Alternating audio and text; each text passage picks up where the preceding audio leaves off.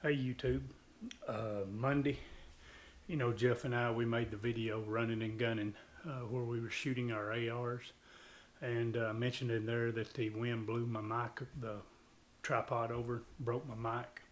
So what it did is on the Rode mic, it broke this piece right here when it fell over on it. It broke that little piece, and I just glued it back together with this. This is one of those pins. We're going to see how well it works. I don't know. This is really the first time that I've used this. And it's where you got the glue in this end. This end has that ultraviolet light that you then, once you put the glue on it, then you heat it up.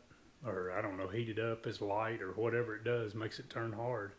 And you just keep it on there for a little while, like so. And that's what dries it and makes it set up. And so anyway, we're going to see how that works. So in doing that, putting that back together, we're going to put this DeWalt Planer Table together now. We'll get this thing out of this box. I know one thing, it's heavy. We'll see what kind of tools we got to have.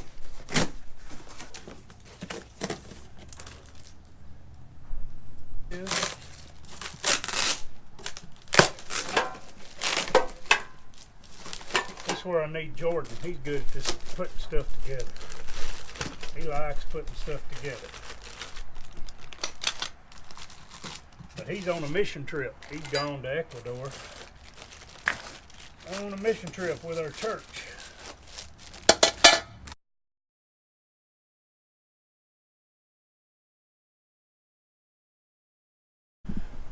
Okay, I got the planer table put together, as you see, and it's a good sturdy table. It's well built. The instructions are so-so with it. They send 4 bolts. The holes are pre-drilled for your planer. They've got the number here. If you buy this planer, they go here. If you buy this planer, they go in this hole. They sent the 4 bolts. The only tools that you need putting it together is you need, it's handy if you got some kind of socket wrench. Of course, I've got a 1/2-inch drive for my DeWalt impact and a 13mm, and those are the only 2 tools that you need in putting it together. It's got a little weight to it. Then something else that I thought kind of in my rental property, a lot of times when I'm working on the rental property, I could use a table. This one's got wheels on it. Now, to operate this with that shelf there, I can't find a way to operate that with your foot, but anyway, it rolls around.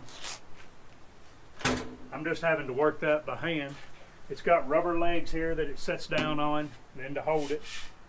It's a little heavy, and so I thought that it might work for this, and that I might want to use it for this, and it will fit on there either way, and you can either have it that way or turn it the other way.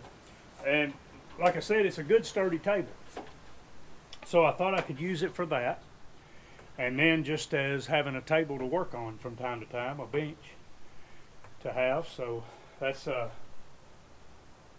table, and I think I'm going to like it, and you'll see it quite a bit, I imagine, in upcoming videos. The other thing I want to talk about while we're right here on the subject,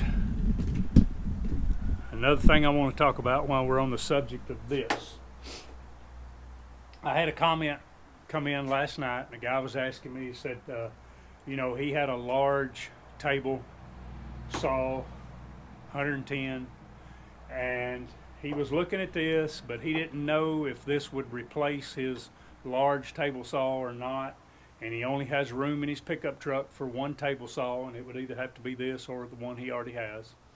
And I too have I've got a Bosch, the large table saw, the one's got its own stand with it. I really like the saw. I've had no trouble with it.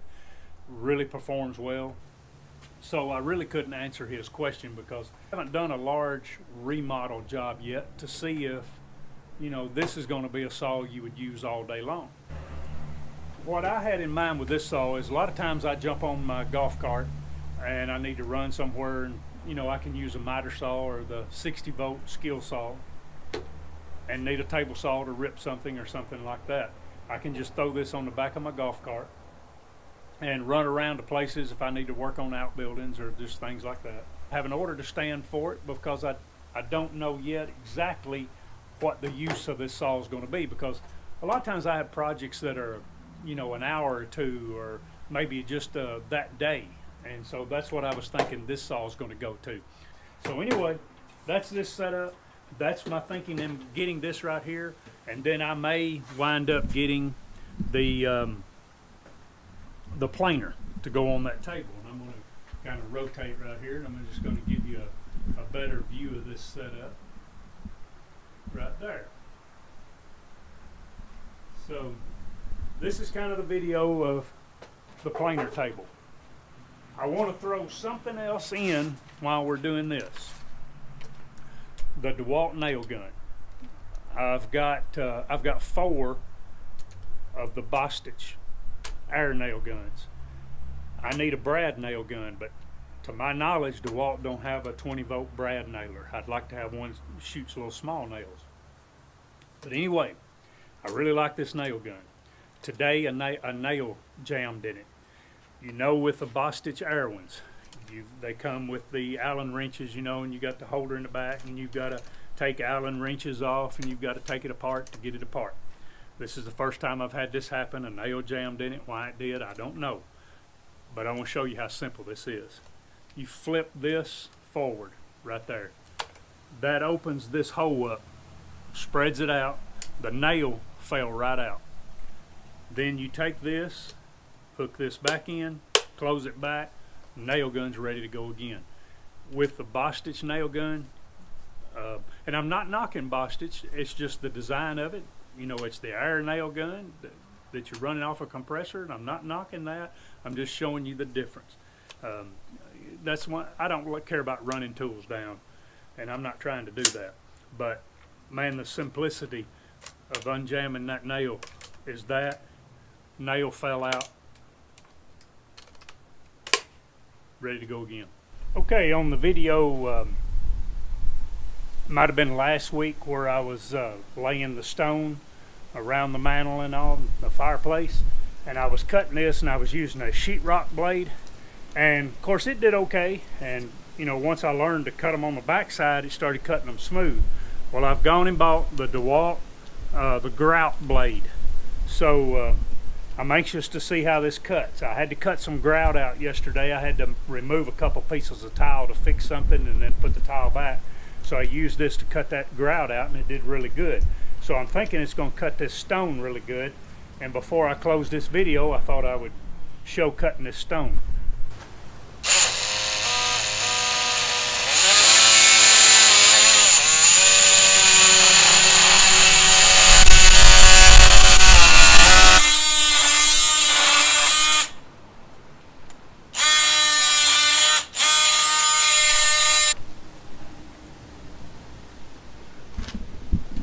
I have to use that a few more times.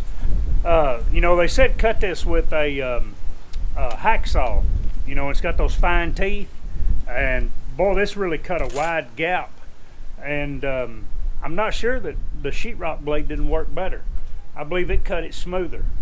And anyway, I'll use this a couple more times, and then I'll try the sheetrock blade again and see which one's better. But I just want to thank, before I close this today out, I want to thank all of you that subscribe to my channel. I want to thank all of you that comment and you hit like on my channel. I appreciate that very much. I'm just more of showing you what I've got, kind of how they work, things I like about them, and you seeing them in use. So anyway, that's the table. Thank you for watching, and I'll see you another day, and I appreciate all of it.